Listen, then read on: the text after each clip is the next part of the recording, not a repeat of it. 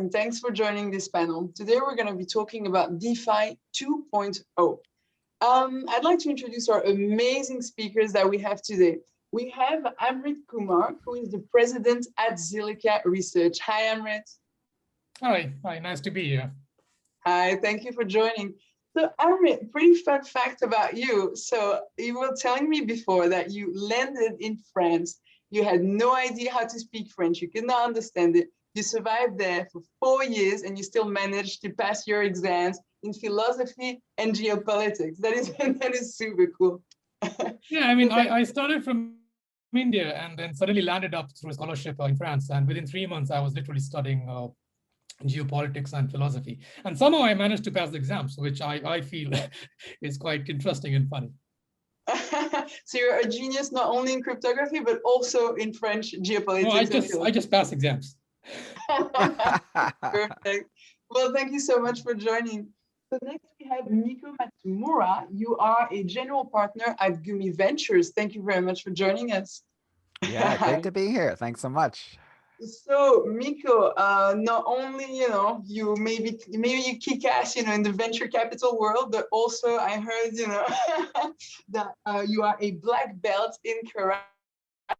It's pretty cool. Yeah, it's COVID. COVID has been very difficult because I don't have people that I can punch anymore. So that's been hard. All right. Well, thank you very much for joining us today, Miko. And then we have Alex Mashinsky, the CEO of Celsius Network. Thank you for joining, Alex. Sure. Thanks for having me. So, fun fact about you: you have 8 startups, 6 kids. So what does that mean? Right. Do you need to? I need to make 2 more kids and then I'm done, so. All right. So guys, thank you so much for joining this panel. We have to talk about a quite important topic, DeFi 2.0. Everybody talks about DeFi. It's super hot right now, but we do see that there are some issues. We see, transaction fees kind of high. We see maybe sometimes, that the network could get congested. So what we're going to be talking about now is how this DeFi industry can improve and, how it can become better, hence the 2.0. So the first question that, I'd like to be a bit provocative, to begin with. What do you guys hate about DeFi? What is your pet peeve about DeFi? Maybe Alex, you want to start? Sure. So I feel that crypto in general and DeFi more specifically was supposed to be this opportunity, the way to unbank yourself, the way to be inclusive and create the new world that will allow 7.8 billion people to join the middle class and have a chance at financial freedom and so on. But what's happening, partially because of high fees and partially because how specialized or tech savvy this industry is that it's only kind of available to the very elite, right? Unless you have hundreds of thousands or millions of dollars to deploy, you can't really play in DeFi today. So that's the piece I would say is probably the most disappointing outcome of DeFi. Okay. Very interesting. Miko, would you like to say what bothers you in DeFi? Yeah, I mean, I would say it's related to security. I would say that in a way, I would say the greed, so I think there's definitely creeps, there's rug pulling. Rug pulling is kind of like a sign of greed and malevolent behavior. I think rug pulling. Rug pulling is basically like, people, founders stealing money, disappearing, these kind of activities are very, on the flip side, you could look at those things as being ways that the community strengthens itself, that increases cybersecurity, so I mean, obviously, it's kind of cybersecurity is really the flip side of the coin, so it's not ultimately the community comes out stronger, but it doesn't mean that I condone or enjoy seeing that kind of thing. Yeah, so maybe it's this unnecessary evil, right? It happens, but then it reinforces the community, makes people more resilient. It makes us, focus on security. But then the process is not is not really nice. So, Alex, you were saying that maybe what bothers you is this, that it's supposed to be very open, but then maybe it's reserved for a very expert community. What about you, Amrit? What do you dislike about DeFi right now? Yeah, well, I would like to point out two things. Being at the last, it's probably some points will intersect. But one thing that, I'm not too worried about scams and people trying to scam other people, because being in an open system, you will always have people doing and trying to make benefit of other people, right?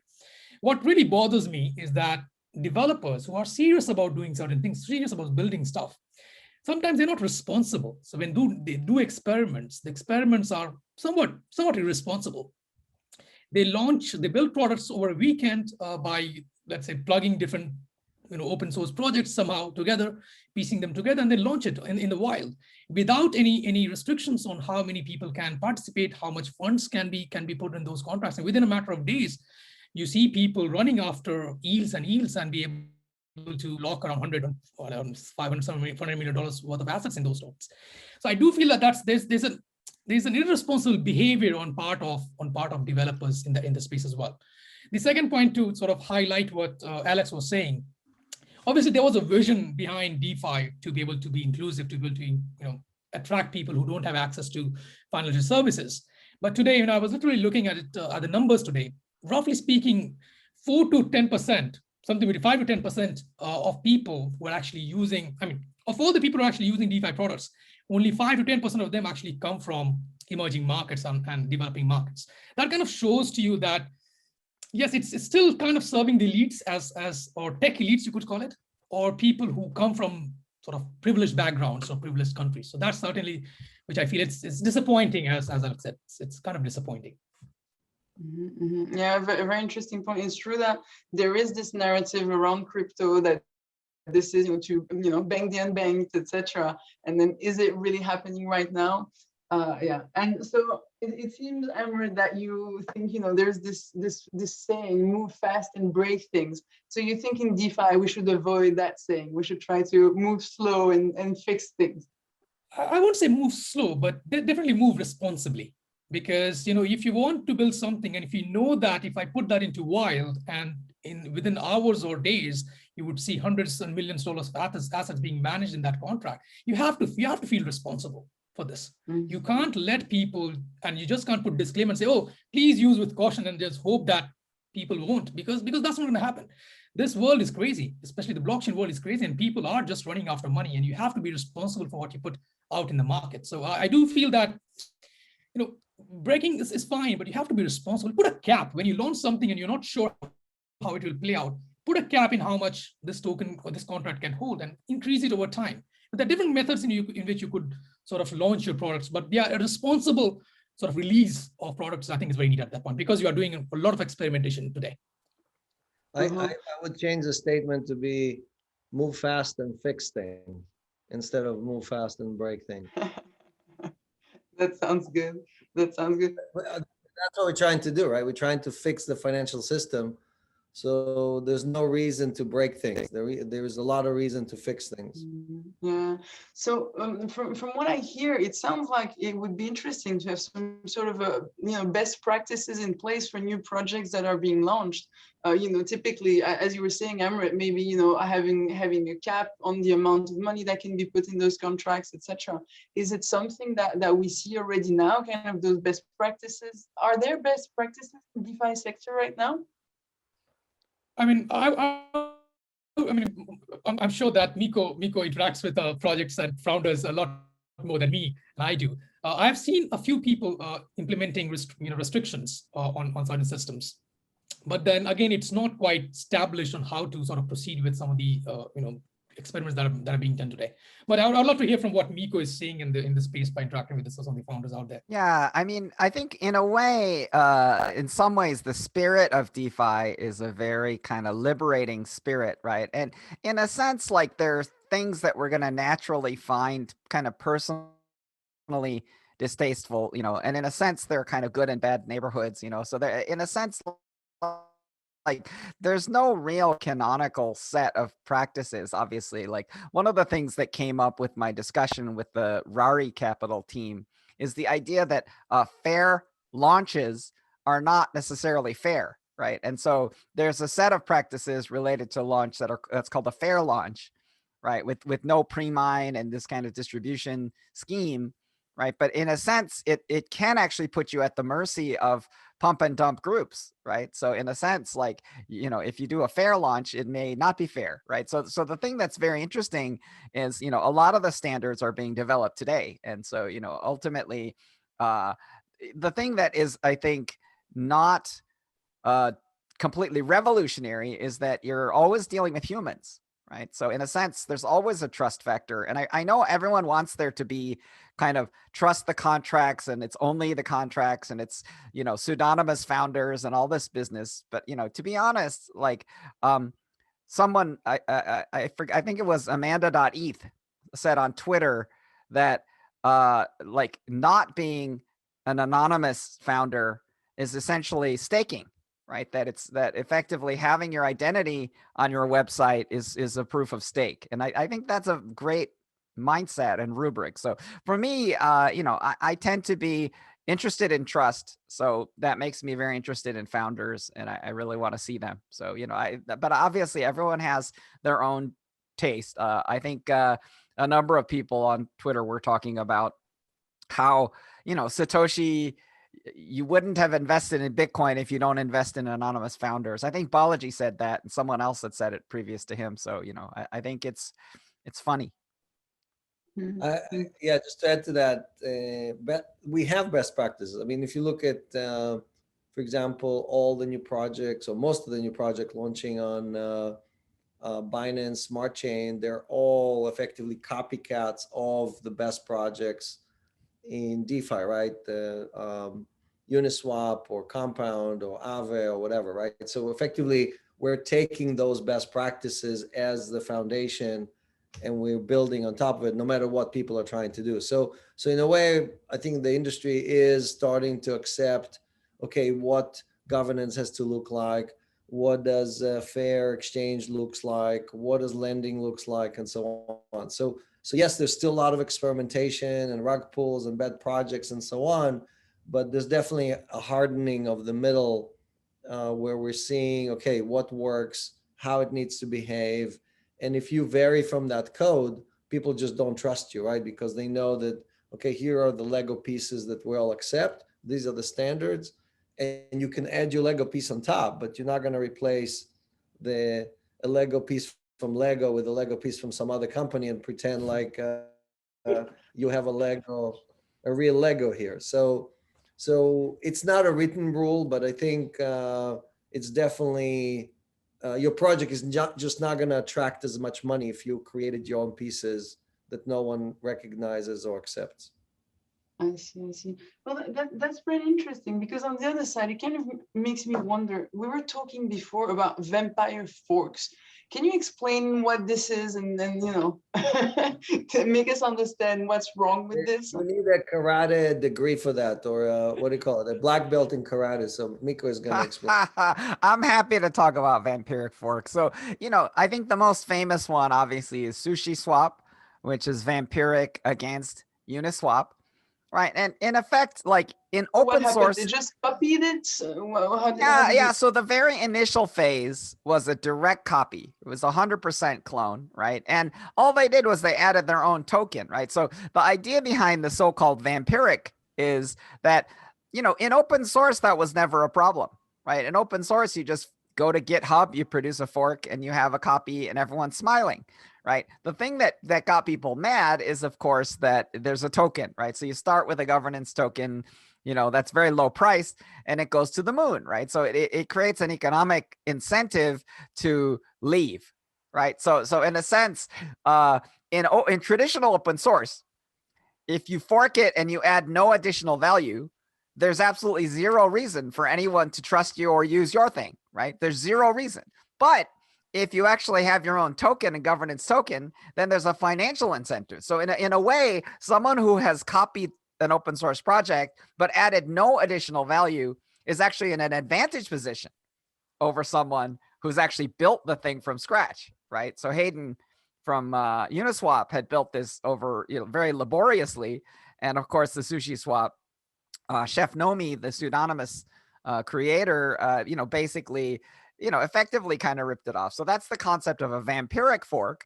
But of course, ever since then, ever since some of the, complications, Sushi Swap has been innovating. But I think we can't really talk about this without also talking about Uniswap doing their own token, doing their own airdrop, and now launching Uniswap V3, which is also full of really incredible innovation. So in a sense, like, you could argue that that was a bad event in DeFi, but in a sense, the responses that Uniswap made to the competition may have stimulated more benefits to the community. So, it's, I don't know. That's okay, ferocious competition breeds innovation.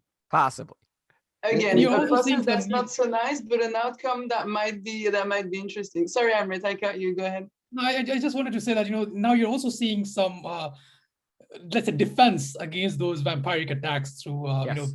let's say, licensing that has been proposed in Uniswap version 3. So you're also seeing people thinking of creative ways in which they could protect themselves. So project founders could protect themselves. So that's something also that's appearing right now, which would have been unheard of, probably a year ago. But things are changing. Yeah. Amrit's talking about the BSL, which is the business source license, and it puts a delay on effectively like a GPL-like structure. So there's a multi-year delay for commercial use of the code. But, I think everyone who's seen Sushi understands Uniswap V3 BSL. So people are like, I don't know, I'm happy about it. I don't care. I mean, I'm an open source zealot, and I'm basically like, it's okay with me. So I don't know. We'll see how people react. Yeah, all right, guys, I'm sorry, I'm gonna have to stop you because we could spend the whole time talking about this topic because it's extremely interesting and also full of acronyms that I don't understand. But I'd love to move on to our second question, and that's okay with you. I'd like to talk about the challenges that DeFi must overcome. The greatest challenges that must be overcome right now in order to be able to move to the next phase. What is it, in your opinion? Maybe Alex, you want to go first? Sure. Yeah, I was just on the previous topic. I was just saying that Miko is way too nice because vampires suck somebody else's blood, and the point about sucking the blood was that SushiSwap waited until Uniswap finished their Uni awards to launch their attack. So they basically waited where Uniswap did not have any defenses, and then they basically put their economic incentives on top of it. So I just wanted to clarify where the teeth or the claws of the vampire were enacted. But so the biggest challenge I think for DeFi is scaling. So we obviously have speed issues, we have execution issues, we have gas cost issues and things like that. So we need to really kind of see what are we doing with layer 2, what are we doing with ETH2, what can we do on other chains. So I think there's a lot of efforts, competing efforts to really scale DeFi to the next level. Another huge problem is including women. All of crypto is about only 15% women, but DeFi itself is something like 5% women. So it's even harder. DeFi is like, if you have a woman in DeFi, you get a Nobel Prize because you're 1 in a million.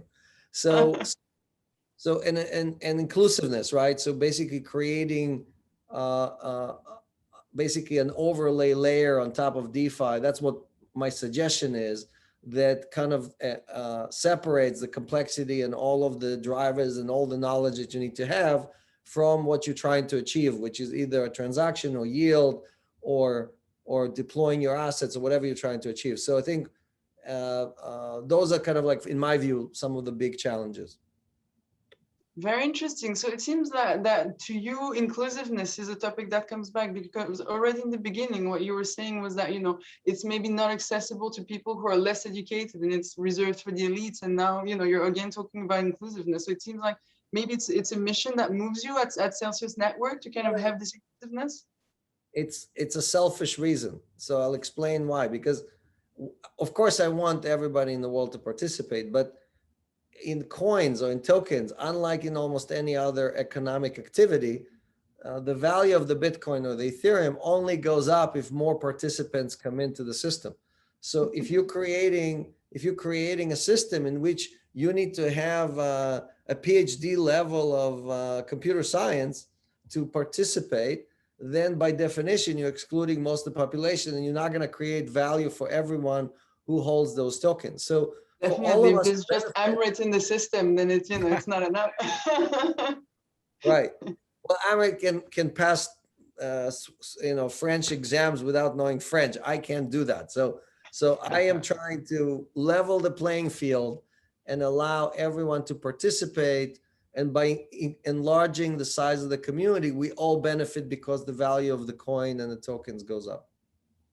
Very interesting. Thank you, Alex. Amrit, Miko, who wants to tell about the greatest challenge of DeFi? I would like to be a kind of a bridge, because I'd love actually for Amrit to talk about performance. So, I think that's going to be really interesting. But for me, I'd love to talk about inclusivity and kind of pile on, right? Which is, I have a DeFi show, and we definitely do our best to try to ensure that we have kind of representation. We've had some absolutely incredible, very kind of experienced and senior women founders, Meta Parlikar, who is the CTO of Casper Labs, which is currently blowing up CoinList. Disclosure, I don't hold any of that token. I just want to clarify. But we've had Tasha from, she has a complicated Thai last name, from Alpha Homura and Alpha Finance Labs. We've certainly had a number of pretty prominent folks in the space, as well as Mona from Enzyme, which used to be Melonport. So, we certainly had a number of prominent folks, but I would agree with Alex, which is that, we have many miles to go. And obviously I've interviewed, almost 50 founders of CeFi and DeFi organizations, including Amrit, and Alex. So,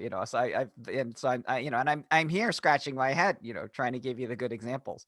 And, the good examples I have are incredible, but we definitely we could do better. So and obviously, if anybody knows of really, excellent entrepreneurs who are underrepresented, please contact me, and I'd love to feature them on my podcast. So that's, so I think inclusion's big.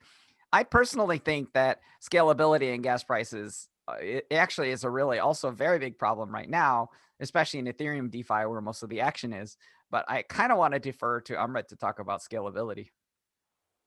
Yeah, sure. So just to give a sense of, to listeners and viewers, just to give a sense of why scalability is a real problem today, and something that Alex pointed out as well.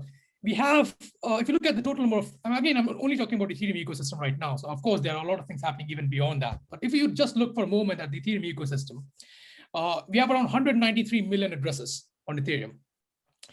And the number of users who actually are involved in the DeFi space today is probably 1% of that, probably not that much.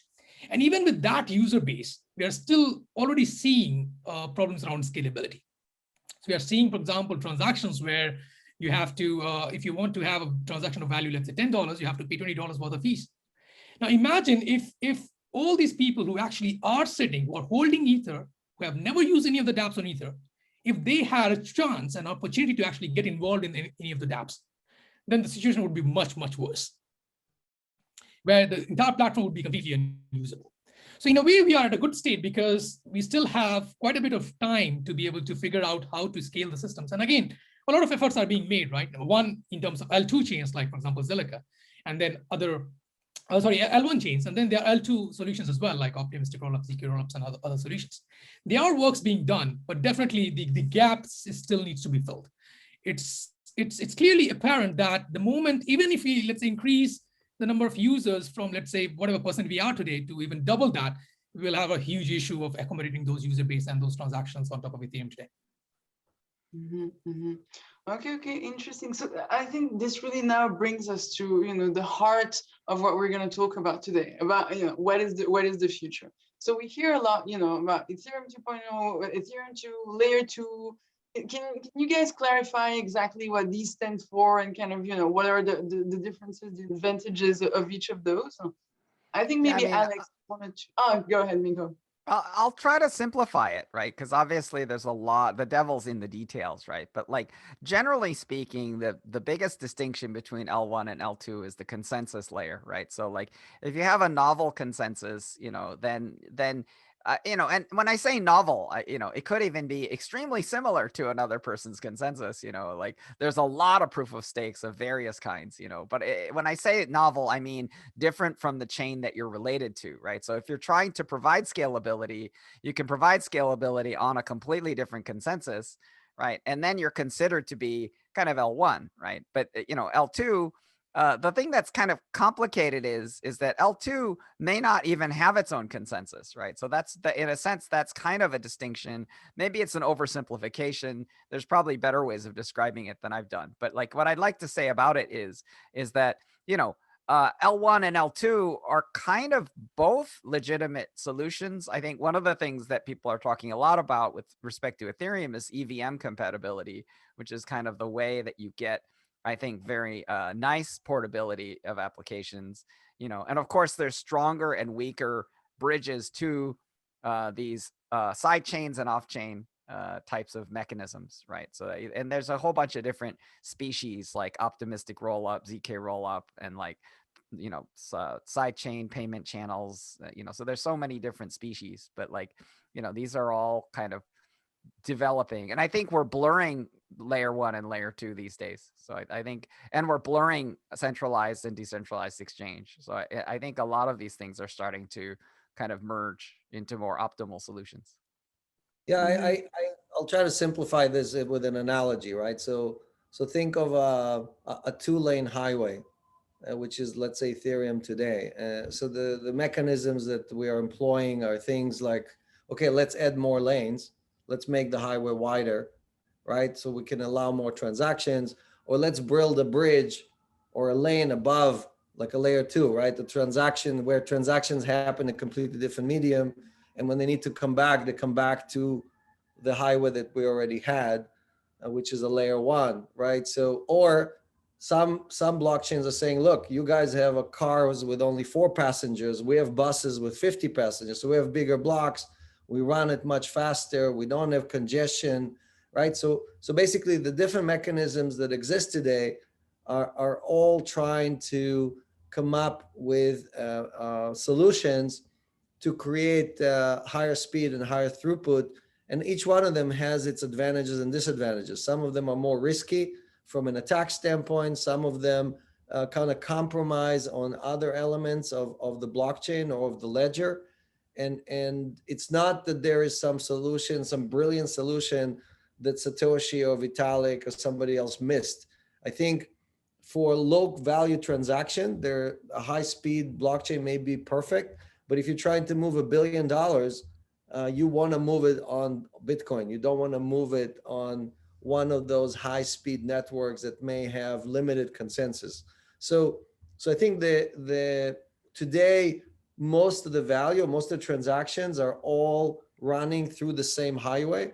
And what you're going to start seeing is many, many different highways or many, many different blockchains that specialize. Some of them are going to be for trucks. Some of them are going to be for cars. Some of them are going to be just for motorcycles. Okay, I'm a motorcycle guy, so I'll choose that one. That's a really, really good analogy, with layer 1, layer 2. But so Amrit, you were saying, when Miko said that layer 1 and layer 2 are starting to blur, you were agreeing with that. Can you develop this a little bit more? Yeah, I mean, it's maybe if you look at some of the chains out there, I don't want to name here, but some of the chains out there which are sort of marketing themselves, or let's say positioning themselves as layer 2 solutions for Ethereum. And if you compare them with, let's say, something else, pure layer 2, let's say like Zilliqa or let's say, let's call it Tezos, it's very difficult to justify why the one chain is literally L1 and why the other one is literally L2. It's very difficult because in a way, some of these have their own, as Miko was saying, have your own consensus mechanism. They have their own network. They have their own validated nodes. It's very, very getting very difficult to sort of distinguish that. And even on top of that, now you have bridges coming up, right? So now you have layer 2 connecting with layer 1s like Ethereum, and then the whole thing becomes even more complex. Because previously, like 6 months ago, all these chains were somewhat sitting idle, on an island. Now it's no longer the case. Assets move from one chain to the other quite freely. So in a way, it's you could also argue that now they are becoming side chains. So this whole distinction between L1, L2, a side chain is all becoming very blurred. So at some point of time, we have to sort of probably formalize this in a formal way and say, this is how you define an L1, this is how you define an L2, and this is how you define side chains. Side chains, when it was defined in the Bitcoin world, the vision was very different. But now it's completely changed. So now it's all blurred. But I just want to add that there's something actually very kind of cosmologically beautiful about all of it, right? Because in a sense, when you really look at what's happening, obviously there's incredible visualizations of the code check-ins in things like early Bitcoin, where you can start to see the visualization of the code developing, and it's sort of almost organic and it's constellating. But the thing that's happening when you think about transaction flow is it's happening many orders of magnitude faster than like code check-in. Right. But the thing that's so fascinating is that different application types are going to require different levels of settlement and finality, different levels and magnitudes of the value of transactions, different performance characteristics and trade-offs. Right. So you're going to see this incredibly dynamic organism evolution phenomenon where different applications are going to be starting to kind of migrate and settle into different zones and areas. Right. And the idea that there are all these gray areas between L1 and L2, and bridging and EVM compatibility and non-compatibility and execution, like it's all just these different organisms that have different needs for safe, fast, final, and there's so many properties that they all seek, and many applications will be different. Many applications will find homes in different kinds of environments. Miko, you were explaining to me before that there are some projects who are moving Ethereum into the settlement layer. What does that mean? Can you comment a bit on that? Can you elaborate on this concept? Yeah, absolutely. And I think Alex will probably has the biggest understanding of this of all, because, at the end of the day, like, you think about the idea of what's happening in normal world, which is people in the normal world have credit cards, right? A credit card is like a channel, right? And when do you have settlement, right? Typically people pay their credit card, hopefully every month, right? So, that means that you have a settlement, but the payments that you're making on the interim are real payments, right? So in a sense, it's just like that. So in a sense, like what happens is you have like in a side chain or a channel, you have a bunch of payments going back and forth, but really the Ethereum blockchain doesn't even know it's happening, right? The Ethereum blockchain knows it's happening when there's a settlement.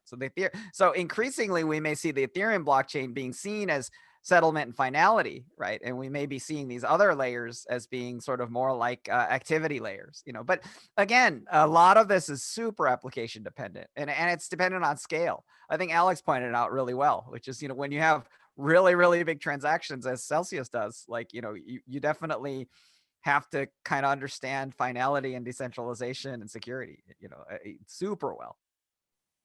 Yeah, these 200, more than 200 blockchains, again, are all, each one of them is a highway. We just have no clue where these highways are leading us to. So the problem, to finish the analogy, right, that basically we have store value, which is a killer app. We have yield, which is a killer app, but yet we have 200 and something blockchains. So what is the use case? Like Miko was saying, and Amrit was saying, right? What are these use cases for the other blockchains? Because it's going to be very hard for Cardano or for Polkadot to steal DeFi from Ethereum. They're going to have to invent something else, better, cheaper, faster, or for example, take NFT and run it on one of those chains, right? So I think it's a very young industry, right? There's still tremendous amount of innovation, and what might be hot tomorrow morning, the hottest project tomorrow morning, may not exist 6 months from now. So that's really the piece that I think a lot of people are confused about. Interesting. So, it kind of leads us to the next question, to the last question, because we are almost out of time. Do you see a future that is multi-chain with a lot of different chains, or do you see kind of like a winner takes all? Maybe I could go first. Yeah, go ahead, Amrit. Yeah. Maybe I could go first. My opinion may differ from what Miko or Alex may have here, but I do see that there may not be hundreds chains out there in the end. There might be a few chains who will shine and rise.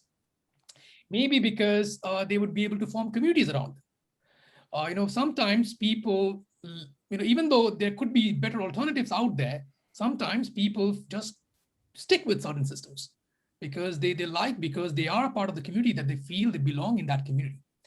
So even the worst case scenario where, let's say, there is the best ideal chain on which everyone should hook up to, I think there's still a possibility that you will have alternative chains which has a strong community around it that would like to stick with and hook up with that network. So that's kind of my take on this. And again, we are seeing some of the numbers that sort of would back up some of the arguments as well.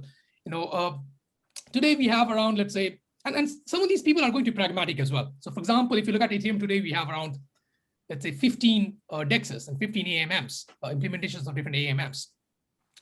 But only 2 of them, or maybe the top 3 of them, are actually really taking the market share. The rest of them, so if you go back to the top 5, probably beyond top 5, the daily trading volume is less than $5 million per day. And if you look at, for example, we launched an AMM DEX 2 months ago, and it's doing much better than some of those volumes that are being shown there. Which kind of, the point I'm trying to make is that some of these projects will see that there are consumers out there somewhere else, and they would like to build solutions for those consumers as well.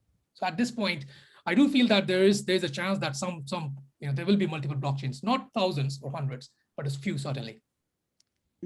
Okay. Yeah, Okay. I want to have Alex bat cleanup because I want to talk about kind of the philosophy. So I'm an open source money maximalist, right? So in open source, people just love alternatives. So there's going to be a lot of alternatives, and it'll be a long tail, right? So I think Amrit hit the nail on the head, right? Which is there'll be a really big one, there'll be a second big one that'll be big, and then there'll be a whole lot of smaller ones, But so I think there will be a huge long tail of small ones, some of which will have quite nominal value. But I would say that like the thing that kind of first attracted my attention, got me hooked with the Alex Mashinsky mindset was, he introduced the concept of the Cambrian explosion, right? Which is the invention of multicellular organisms, right? Which is this amazing period where there's huge biodiversity, right? So in a sense, like, we're seeing that now with respect to kind of blockchain. So I didn't know Legos existed, so I used the Cambrian explosion example, so.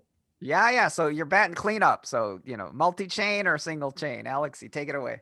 No, finish. I was just making a joke on the Cambrian, but. No, absolutely. But to me, I think that biodiversity does enrich everyone, right? And in a sense, when you look at some of these things, like, even if you look at the history of a Litecoin, like it served as a test net for SegWit right now. It may be a little less so now, but like at the time, it was nice to have a live test net for Bitcoin, So in a sense, like these different species all kind of intercommunicate and they exchange ideas, So like in a sense, like, that's how open source works. So, I love for there to be diversity, and obviously some of them will be hugely economically successful, maybe others less so, but there's always going to be an incredibly diverse kind of a DNA library of code bases and types and consensuses and layer 1s and 2s and whatnot. So, I definitely honor that. And I think Satoshi would be thrilled. Like, I think he's definitely designed the thing to fork, and he designed it to be open source. And, it's definitely, he'd be pumped up to see so much activity. I thought Satoshi was female. I was going to say that, he or she. If you're having so many babies, you have to be female, My California politically correct answer is that Satoshi, being a commonly held male Japanese name, is about honoring the intention of the person as they represent their own gender. So that's my politically correct retort. Nice. So, this toy where you have a giant bubble, and when you squeeze it, there's a new little bubble coming out.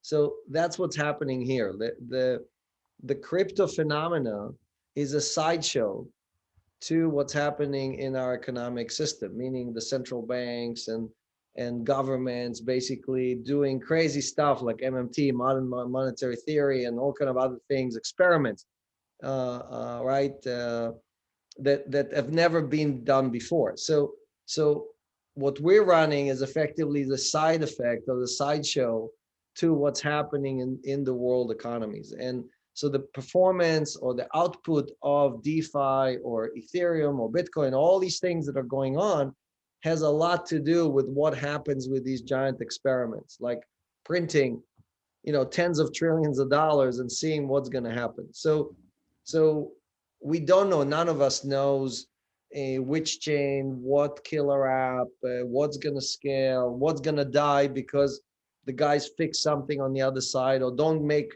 crazy, stupid mistakes, just average mistakes. So this is a symbiotic system where the cause is something that we're yet to see the outcome of, and the effect, money flowing into DeFi, money flowing out of the financial system, is something that is just at the beginning stages, right? So for us, all of us, to kind of figure out what is ETH 2.0 or DeFi 2.0 or whatever you want to call it, we need to understand both sides of the equation. And today, most of the people in the crypto space live in their own bubble. They're completely ignoring what's happening on other thing, and they're just seeing more and more dollars showing up, and they're all excited. But you need to have one leg in centralized finance and one leg in decentralized finance to do well in this world. Okay. Thank you very much, Alex. Unfortunately, this is all the time we had. Those 40 minutes just went so fast. I can't believe it. It was really, really nice to listen to you. Amrit, Miko, Alex, thank you so much. And thanks to the people who listen to us. Those guys are all, I guess you can follow them. Miko has the show. Alex, maybe guys, you want to say how people can follow you, maybe on Twitter, on LinkedIn or something? How can people stay up to date on your news? Yeah, just grab me at miko.com. MIKO.com is my website. You can find my Twitter there and everything else. All right, thank you, Miko. At Mashinsky on Twitter, or Mashinsky.com, my website, or Celsius.network is the website. All right. And you, Amrit? For me, you have to remember a complicated name, Maxstick, MAQSTIK. I'm mostly on Twitter. I used to have a web page, but I don't maintain them anymore. Right. But yeah, I mean, I'm almost always active on Twitter. So if you ping me, I'll respond. All right. So guys, if you want some really interesting insights, follow those our guests on Twitter. Thank you so much for joining. Bye. Thank you very much. Thank you. Nicely done. Thank you.